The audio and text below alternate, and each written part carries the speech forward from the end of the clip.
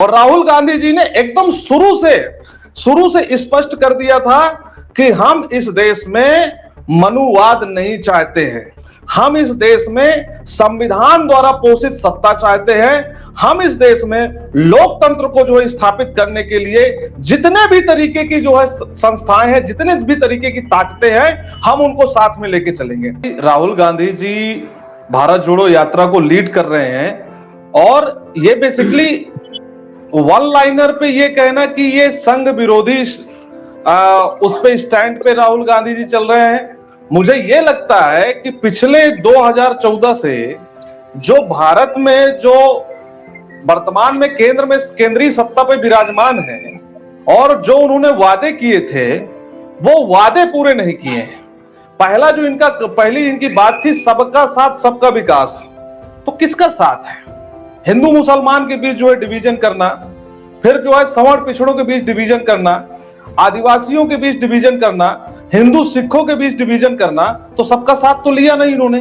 Basically ये divide and rule की जो अंग्रेजों की पॉलिसी थी उसी पॉलिसी को इन्होंने कंटिन्यू किया है। दूसरी बात, जो सुशासन था, सुशासन के नाम पे इन्होंने किया क्या?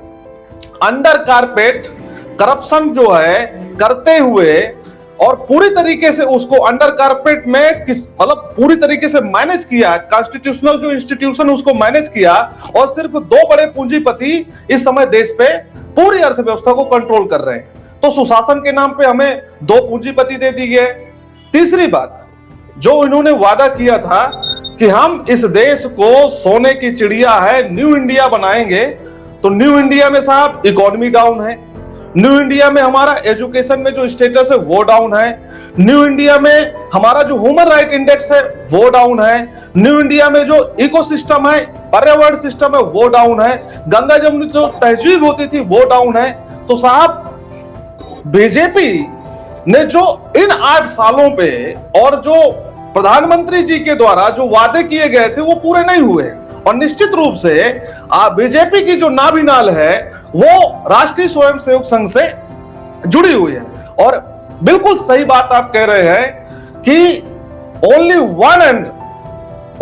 One leader who is continuously opposing the divisive politics of RSS, that is mister Rahul Gandhi.